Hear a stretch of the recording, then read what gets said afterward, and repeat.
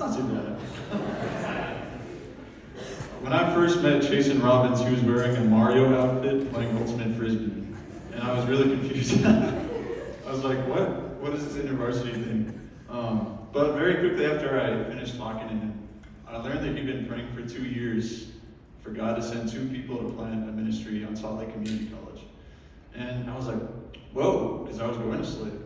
And so I was like, this is perfect. I came from a missionary family. This is like my calling. Like, I got life figured out. Perfect. And I started serving at Slick for 2 years, and I poured and poured and poured and poured. And you guys probably see where this is going. I got burned out really quickly. And I was serving out of obligation and not out of an overflowing heart. And so I was like, what is wrong? So I tried to look for things that college students look for: a girlfriend, a job, a hobby, a sport.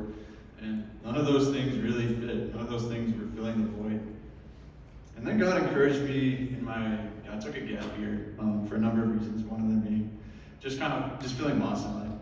And he really encouraged me to lean into the people around me, to lean into the gifts that he'd given me, to lean into the apprentices and co-leaders at my Bible study. And for me, that was the turning point. To lean on the gifts that God gave me to sustain me. And then along with that, at each fall con and chapter camp, I got really excited to hear from God every time. I would spend these things I call dogs, day alone with God at chapter camp and fall con. And I would just sit there and listen to God. And he gave me these really beautiful images of just what abiding in him looks like, because I'd forgotten what that looked like. He gave me an image of sitting in a garden on a bench with him, and he would come alongside and hug me and hold my hand. Or an image of me as a horse in a meadow. I don't even know, I'm not into horses, but a horse in a meadow, like racing after him.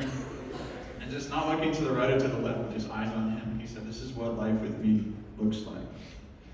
And so I've been finding more contentment in God the past few years. True contentment, not just the Christianese, like, follow Jesus out.